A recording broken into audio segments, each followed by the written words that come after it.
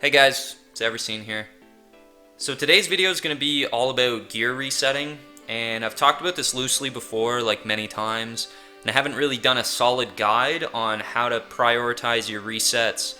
And now with presets in the game, it actually changes a lot because you can have presets for every different troop if you want, but now we can actually make presets for other things like development. So you can have a preset for healing speed, you could have it for research speed.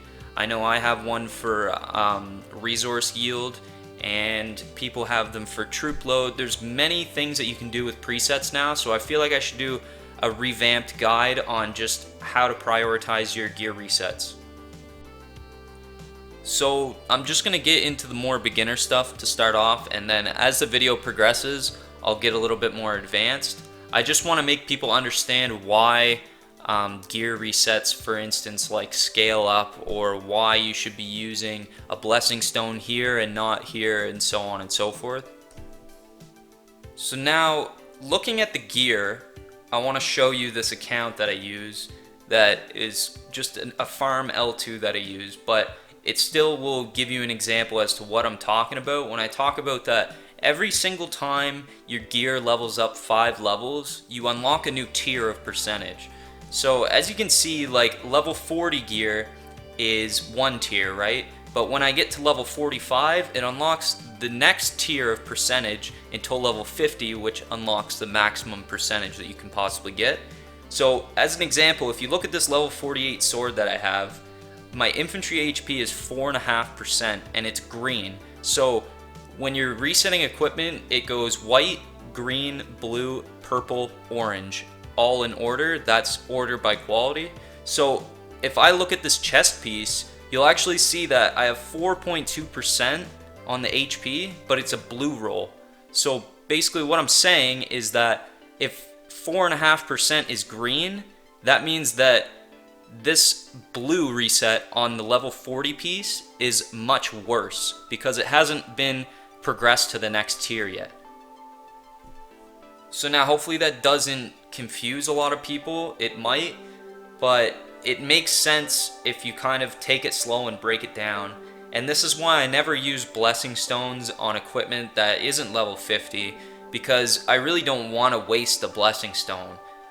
They're not very easy to come by, and you want to make sure that you're getting the most bang for your buck when you're using these. So that's why I only use blessing stones on level 50 equipment, because that is the maximum percentage that you can possibly get from gear resetting.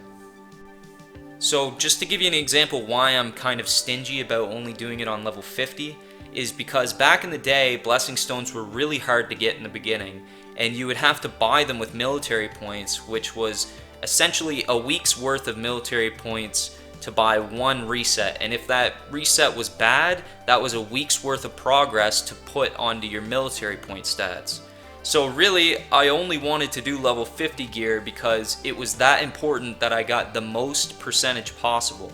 But now you can kind of get blessing stones a little bit easier, and especially if you're spending a little bit of money, you can definitely get like 20 or 30 different blessing stones to kind of experiment with. So it's really up to you, but I would suggest holding off until level 50 and maybe only doing like a double reset. So say if you wanted to do infantry and you wanted all 3 stats from a blessing stone, but to compromise, you could basically just reset until you have like a blue infantry attack and a blue infantry defense, and then the last one could just be whatever. And that's kind of your compromise to doing that for your stats. Now, a newer feature that I want to talk about is actually the attribute locks. And the attribute locks have been in the game for quite a while now, and you can get them. They're pretty attainable for people who don't spend money. You just kind of have to focus on that one thing to get. And they're definitely attainable for people who do spend money, but basically these are super beneficial than just using a regular blessing stone on a level 50 piece of equipment, because whenever I used to do this when blessing stones first came out, you would basically get a roll that was like a green, a white, and maybe another white, or a green, a white, and you would never have a purple reset, which is, you know, one of the higher stat percentage resets. So basically now what you can do is you can just reset with all of your reset stones just passively and try and get a purple reset of, say, an infantry attack or an infantry HP if you're kind of going for infantry stats, and you could lock that one purple reset and basically lock that and take it, and then you'll have, like, say, infantry attack purple, and you might have monster marching speed white and cavalry HP blue, but you don't want those other two. So what you're going to do is you're just going to lock the purple stat, and then you're going to blessing stone an infantry blessing stone right over top, and then basically you're guaranteed when you use a blessing stone in this fashion to always get a purple reset. And it's super beneficial to do this because sometimes you can get lucky and you can actually get 2 purples this way without even really trying that hard. So it's super beneficial to do this, and I recommend that everyone does.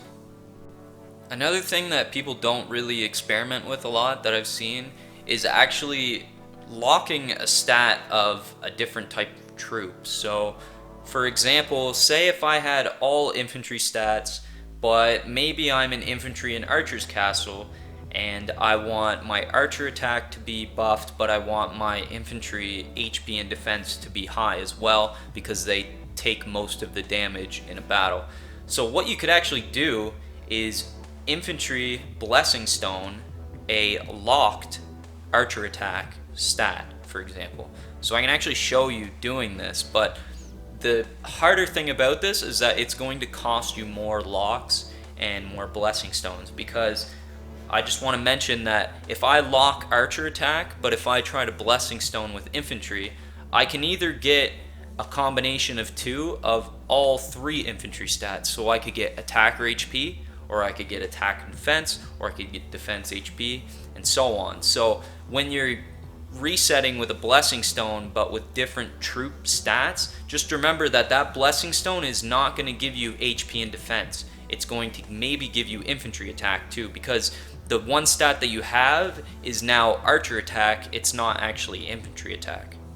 So guys, now I'm going to show you what good resets actually look like, and this is my friend Killa's castle in the same kingdom, K241, and basically I'll show you her preset and just how high her statistics are from resets but also from jewels, but I'll focus on the resets, and I'll actually just flip through her gear. So as you can see right here, she has all purple on this one piece of equipment, and that was only from using the locks and then using the blessing stones, and she just got extremely lucky.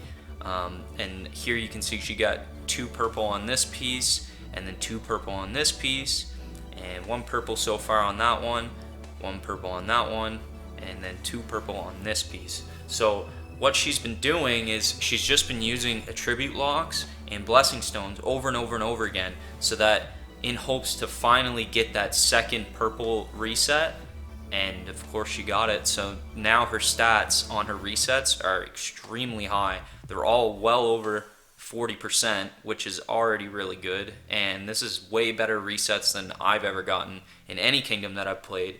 So now that's the type of trick that I try to do, because you can really min-max your stats.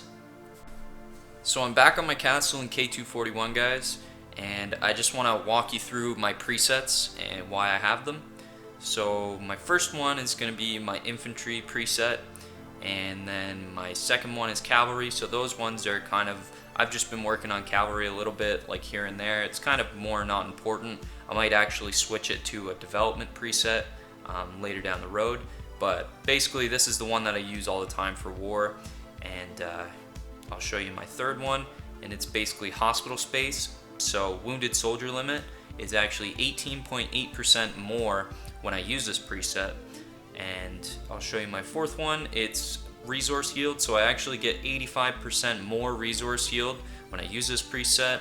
And then my last one is a monster marching preset, and I actually put cavalry jewels in here so that it's easier to kill the monsters. And stalking march speed at the bottom there, it shows 71%. That's just the same thing as monster march speed. So you can get presets for a lot of things, like you can get it for hunting EXP, like you want more EXP from hunting monsters, you can have a preset for that. You can have one for healing speed, you can have one for research speed. There's a lot of stuff that you can use for it, and I'll just show you an example. Like for my hospital, I'm not on the preset right now, well, if I switch. And so if I go into the hospital here, you'll see that my hospital is 557,000, like around that.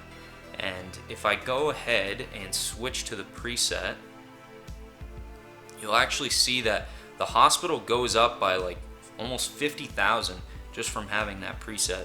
So you can really stack the stats on all this stuff. Like, all you gotta do is just use a lot of reset stones though, and just go for that one roll on each piece of gear. So on all these, I got like blue roll there, blue one there, blue one there for hospital space.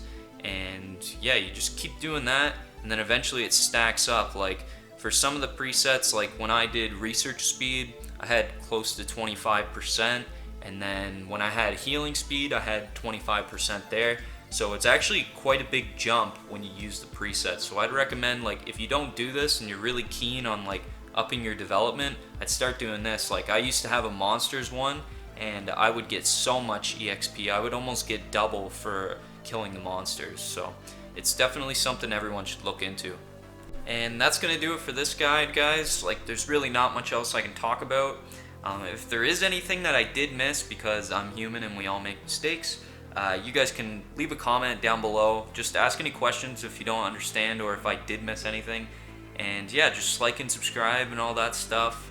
It really helps my channel out, so I'd appreciate it if you guys could do that. And I actually have a Discord server I mentioned in my last video, and I will just keep putting that in the description on every single video I make. So you can go there. There's going to be lots of stuff in there. I'll probably put a text version of all of this guide in there as well. So I hope you guys enjoyed the video and you learned a little bit of something, and I'll see you in the next video. Peace.